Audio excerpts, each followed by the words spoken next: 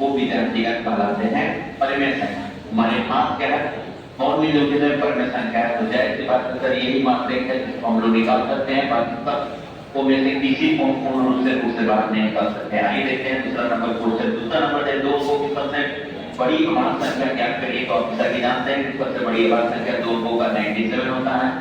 आइए देखते हैं अगला क्वेश्चन। सबसे बड़ी अभाज्य संख्या 97 होता है। अगला क्वेश्चन है निम्नलिखित में से कौन सी संख्या की रूपांतरित भिन्न है। रूपांतरित भिन्न का अर्थ होता है कि यदि कोई भिन्न को उसे एक रूप से दूसरे रूप में परिवर्तित किया जा सकता है तो रूपांतरित भिन्न होता है। जैसे कि भाई मैंने हम लोग करते हैं कि सर कहते हैं, यहाँ पर गौर करेंगे इस तरह से हम लोग कहते हैं सर 6 बट्टा में कितना 30 को काट सकते हैं 2 से और 3 और 4 कर सकते हैं। इसको आगे किसी रूप में हम परिवर्तित करते हैं ना, तो आप इसको परिवर्तित कर सकते हैं ना इसको नहीं, आप इसी को साथ दोनों तरफ बढ़ जाएगा। ये मात्र रूपांतरित भिन्न है। आइए विद्यार्थी का अगला क्वेश्चन देखते हैं। निम्नलिखित में से इतना का निम्नलिखित में से कौन सी संख्या अपरिमेय संख्या है। तो देखा जाए विद्यार्थी का अपरिमेय संख्या तो कब मान सकते हैं, यदि इसका हम मान सकते हैं तो आप जानते हैं 10 का मान होता है √30 का मान होता है √1 1/√3 और 60 का मान होता है √3। विद्यार्थी का एक परिमेय संख्या है। यहाँ पर देखा जिसका मान एक है ये परिमेय संख्या है, साइन का मान होता है 1/2 ये परिमेय संख्या है और इसका मान होता है √3/2। इसमें अब रूट डेसिमल आ गया, इस तरह से ये विद्यार्थी का अपरिमेय संख्या है। ये अपरिमेय बाकी सारे परिमेय है, बाकी एक ही अपरिमेय दूसरा होगा आपका कितना और 30।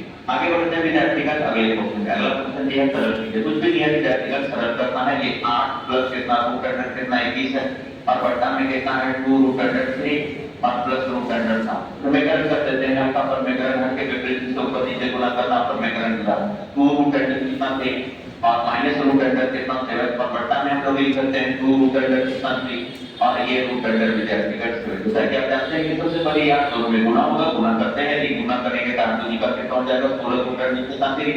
इसमें गुणा करेंगे तो ये हो जाएगा -8√3 कितना 7। इसमें गुणा करेंगे तो देखो 63 हो जाएगा और 9 7 दिखे तो 3 बार हट जाएगा तो ये हो जाएगा 6 और अंदर में बन जाएगा √3 और इसमें गुणा करेंगे तो 7 बाहर निकल जाएगा क्योंकि 7 और 7 में लिखे तो 7 7 बाहर निकल गया अंदर में बच गया 3 तो अंदर में √3 और बट्टा में एक बार प्लस एक बार माइनस करेंगे तो आपको तब क्या एक बार प्लस एक बार माइनस इधर 12 और 12 में से 7 के तो ये हो जाएगा 5 नीचे में 5 बच जाएगा। 16 में से विद्यार्थी का काम और करेंगे सर 16√3 में से 7√3 घटेगा तो यहाँ पर बचेगा 9√3 और यहाँ पर आप देख रहे होंगे कि 8 में से ये करिए हो जाएगा -2√3 और ऑप्शन में बट्टा में कितना हो जाएगा 5। यही मान इससे ज्यादा आप सिंपलीफाई नहीं कर सकते हैं, ऑप्शन में ही होना चाहिए। देखिए यही है ऑप्शन नंबर बी यहाँ पर बट्टा में होगा। चलिए आगे बढ़ते हैं अगले क्वेश्चन में। दिया गया अगला क्वेश्चन निम्नलिखित में से कौन सी वर्गमूल अपरिमेय संख्या है। देखा जाए जैसा कि आप जानते हैं जिस संख्या के लास्ट में और जिस संख्या के लास्ट में 2 1 7 8 और 1 0 रहे वो पूर्ण वर्ग नहीं होते। याद रखिएगा विद्यार्थीगण पूर्ण वर्ग नहीं होते हैं।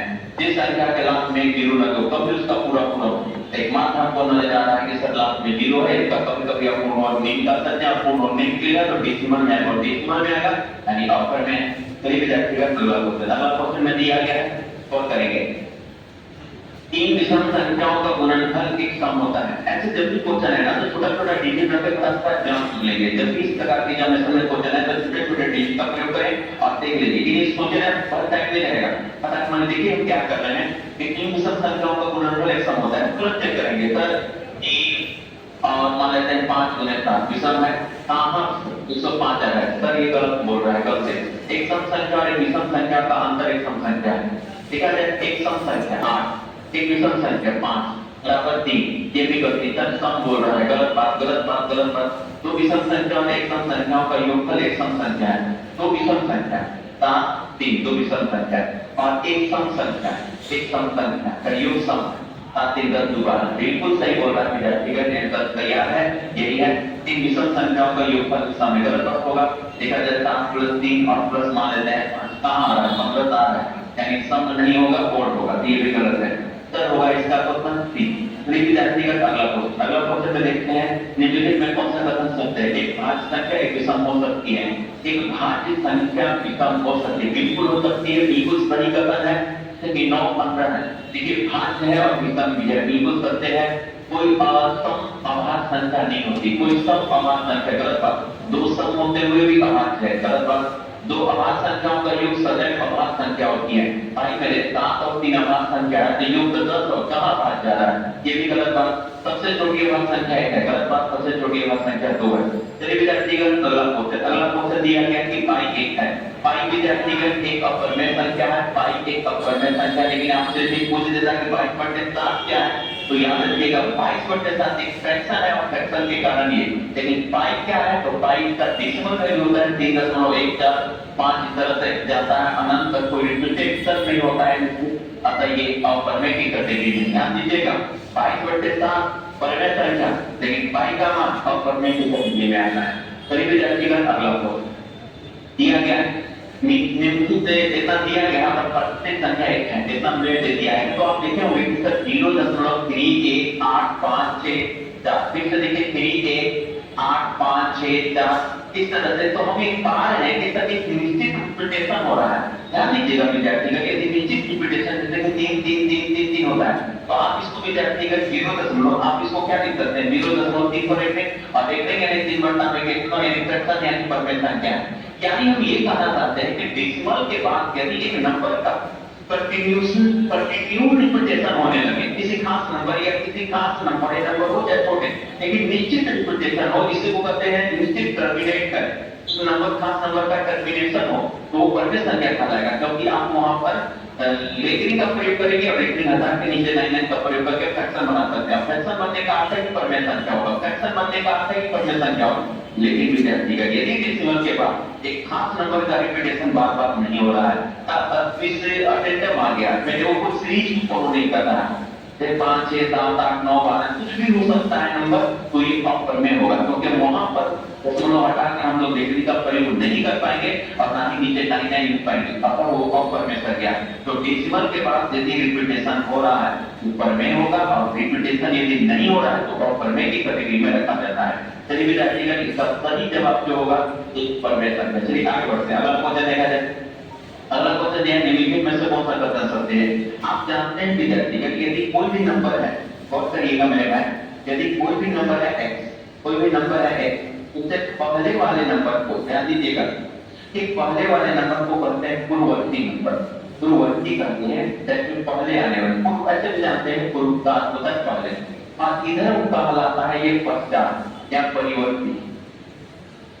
परवर्ती या परावर्ती दो भी होता है, ये विद्यार्थीगण परावर्ती करते हैं, और उधर जब जाते हैं तो x-1 करते हैं, ये आपका एक संख्या दी है। तो चलिए विद्यार्थीगण ये कौन सा वर्गीकरण है, तो आइए इसको चेक करते हैं।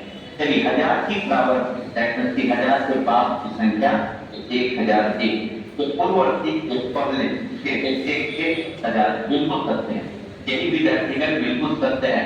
सर 1000 के परावर्ती माने 1000 के बाद की संख्या 1001, और उस 1001 को पहले, क्योंकि हमको 1000 का पूर्ववर्ती संख्या कितना है, 1001 को पहले जो है उसका पूर्ववर्ती कहलाएगा, और वो 1000 ही होगा। पहला ही स्टेटमेंट सही है, अब आपका गलत होगा। देख लीजिए 1000 की पूर्ववर्ती संख्या, पूर्ववर्ती संख्या 1000 की पूर्ववर्ती की संख्या 999 होगी, 1000 रखेंगे तो पूर्ववर्ती 999, तो पूर्ववर्ती उसके पूर्ववर्ती 98 हो गए, ये गलत है, सब गलत हो जाएगा। आपका मात्र पढ़ा, क्योंकि हमको सत्य निकालना है, आप कर लीजिएगा, इसको हम खोलिए। चलिए आगे बढ़ते हैं। गलत क्वेश्चन दिया गया है, बड़ा अच्छा क्वेश्चन है, बहुत बड़ा कंपटीशन में पूछा गया क्वेश्चन, ठीक है। यहाँ पर हम लोग करते क्या है, या सर के क्वेश्चन को हम लोग करने का सिंपल सा फंडा, सर 0 ये बड़ा है कहाँ और 1 से छोटा लेना है, हमको जांच लेना है कि कौन ऑप्शन इसको 20% कर रहा है, सब कर रहा है। विद्यार्थीगण जब भी इस प्रकार के प्रश्न होना है बहुत आसान से हम लोग जान सकते हैं। हम लेने से पहले 3 बात का खासा ख्याल रखेंगे कि हम देख लेंगे कि मेरे ऑप्शन में रूट है करनी है क्या, तो हम अपने सुविधा के अनुसार वैसा ही नंबर लेंगे ताकि हमको कोई कैलकुलेशन में तकलीफ ना हो। तो हम एक नंबर लेते हैं, आप बोलिएगा कि क्या ऐसा हो सकता है, ले सकते हैं ना।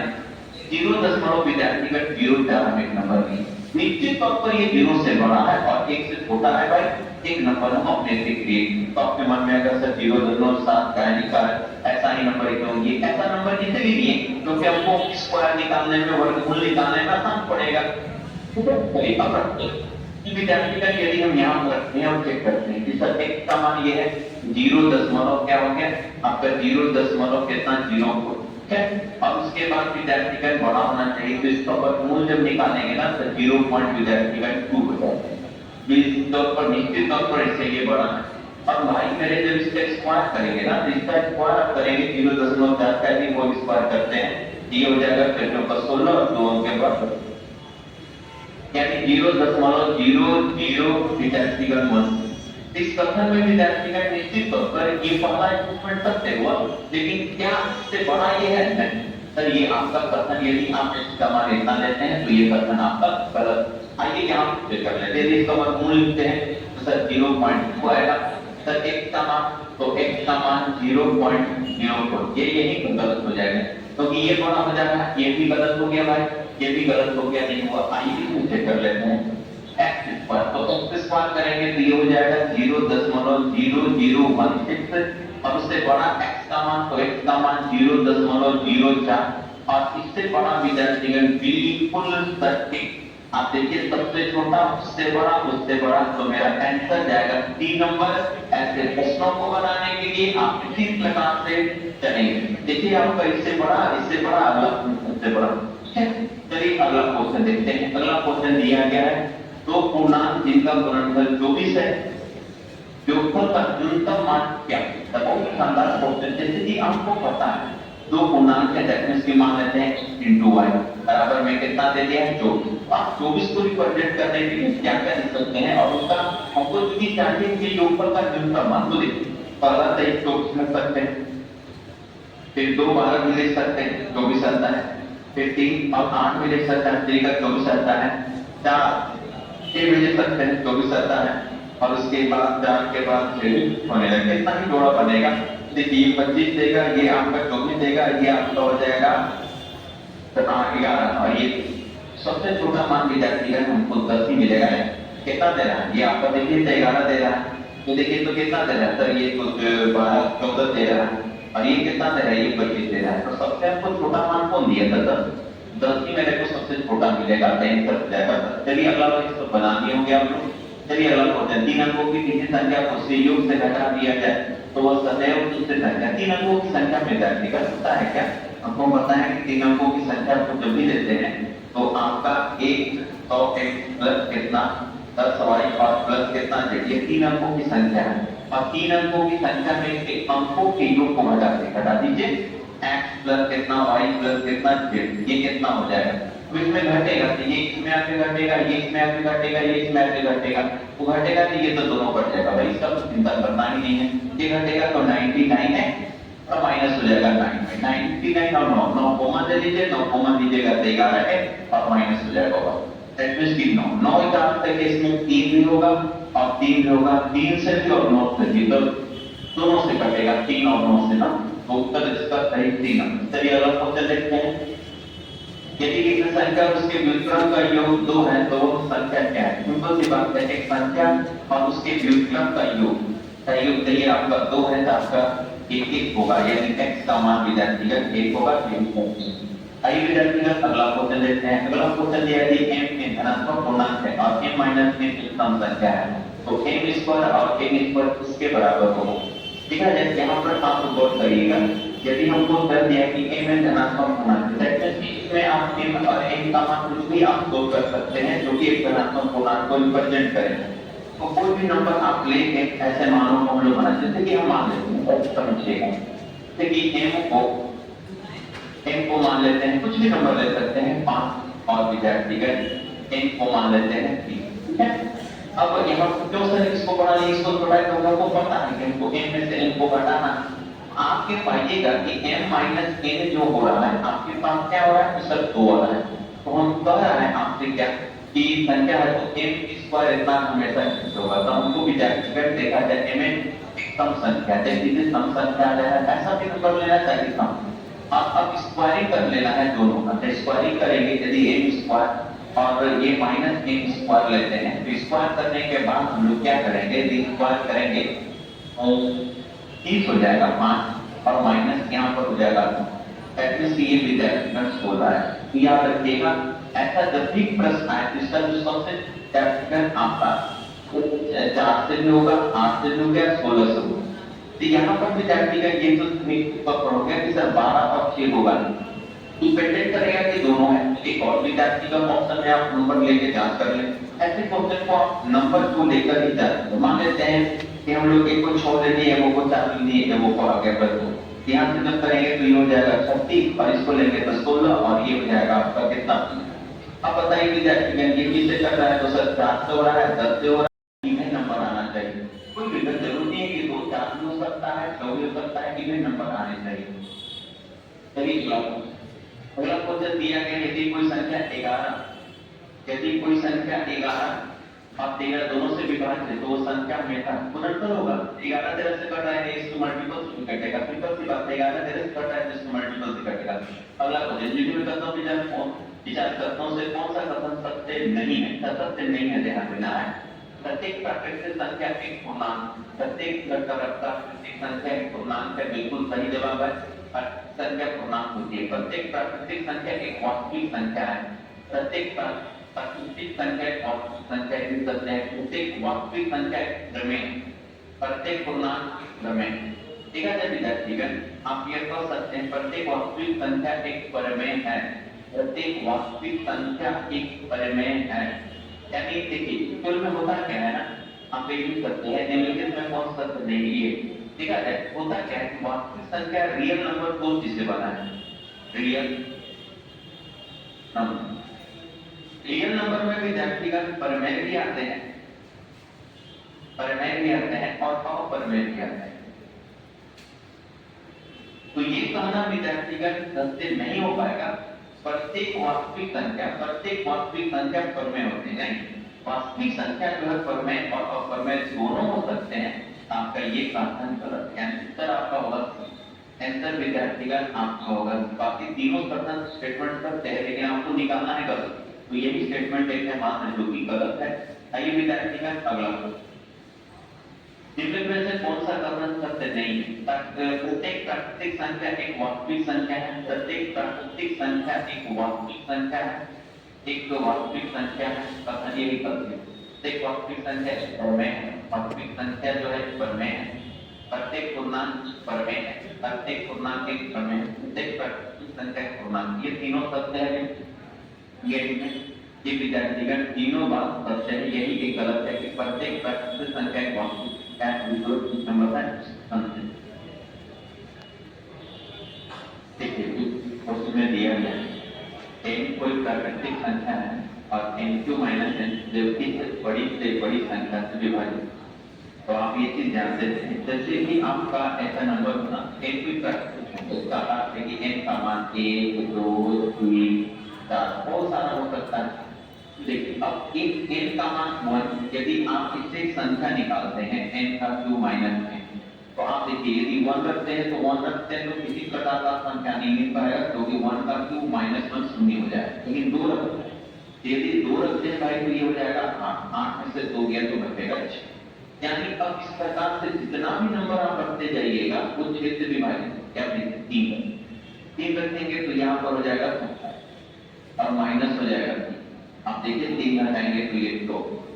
आप देखिए मेरे भाई 4 रखते तो 4 रखते तो 64 और 64 और 4 माइनस 4 कर देंगे तो ये हो जाएगा आपका कितना।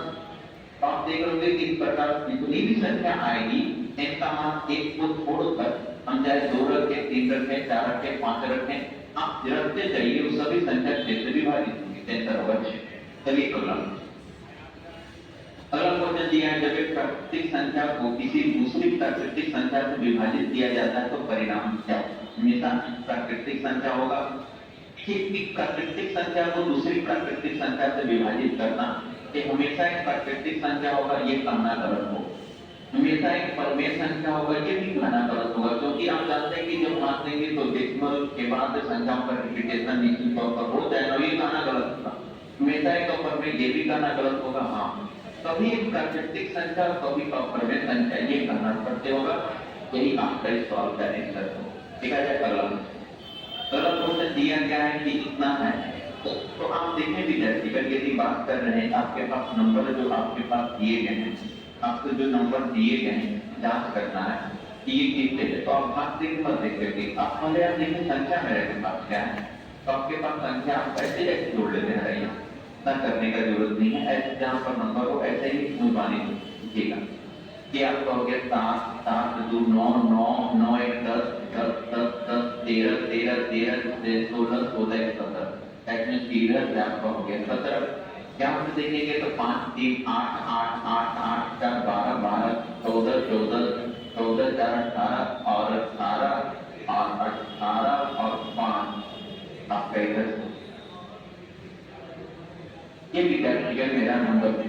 हम अल्टरनेटिव अंकों का सम कर ली। अब आप देख रहे होंगे इस तरीके से हम इनको जोड़ेंगे, ध्यान दीजिएगा, यदि हम इनको जोड़ रहे होंगे ये हो जाएंगे 0 और ये होगा 3 और 40 मेरा अंकों का योग होगा। विद्यार्थीगण आप देख रहे हैं ना 3 से 11 है, अंतर में दोनों का 0 नहीं है, 11 3 ना विद्यार्थीगण ना तो 3 से ना 11 से दिखा है, आंसर होगा विद्यार्थीगण के इससे भी नहीं इससे भी ना तो 3 ना तो 11 से तीसरे विभाजन। चलिए अगला दिया गया है, ध्यान दीजिएगा, निम्न में से कौन से वर्गमूल का क्रम संख्या, वर्गमूल में यदि विद्यार्थीगण डेसिमल निकालते हैं ये आपका मात्र एक पूर्ण संख्या 36.8 आता है, बाकी पूर्ण वर्गमूल नहीं कर सकते हैं, कोई पूर्ण वर्ग नहीं है, आंसर विद्यार्थीगण आएगा एक वर्गमूल निकालना आपको सीखना है। चलिए देखा जाए अगला दिया गया है, यदि एक संख्या p 2 से विभाजित है और दूसरी संख्या q 3 से विभाजित है तो ये क्या होगा, बिल्कुल भाई दोनों के मल्टीपल से विभाज्य होगा, आंसर होगा p गुणे q 6 से विभाजित, क्योंकि 3 दूनी का 6 होता है, यही सत्य होगा और बाकी कोई भी सत्य नहीं हो, मल्टीपल है तो मल्टीपल से विभाज्य हो। चलिए अगला क्वेश्चन दिया गया है, जिनमें से कौन सा सत्य x y से हमको संख्या बनी है और जो कि एक जो है 9 से बड़ा बराबर होना चाहिए, ऐसे में नंबर देखिए क्या होगा कि आपको पता होगा, ऐसे आपको ये चीज जानते होंगे कैसे होगा, देखिए टेक्निक बनाने का तरीका क्या होगा, सुनिएगा गौर से कि कोई भी विद्यार्थी का इस तरह का नंबर है जिसमें दो का रिपीटेशन बार बार हम मान लेते हैं कौन सा लिखना है, तो हम ऐसे इसको कर सकते हैं कि x और उसके बाद कितना y, फिर आपका x और फिर y और फिर आपका x और फिर आपका, तो मैं यहाँ पर देखें ये हो गया इकाई, ये हो गया कहां, इसे हम लोग कहेंगे तय, कहते हैं हजार। विद्यार्थीगण इसके पास आने वाला है 1 2 3 4 5 1 2 3 4 और इसके पास 1 2 3 4 ऐसा हुआ। अब विद्यार्थीगण यदि हम सारे का योग ध्यान दीजिए, ये सारे का योग निकाले तो आप देखो एक से विद्यार्थीगण ऐड होगा और ये इसमें ऐड होगा, ये विद्यार्थीगण ऐड होगा और ये इसमें कॉमन नंबर आएंगे ना वो आपका 1010 नहीं आएंगे, बाकी अंदर में बचेगा यही सब में कॉमन यानी इसका गुणज होगा, क्या होगा आपका इसका है, समझ जाएगा। अगला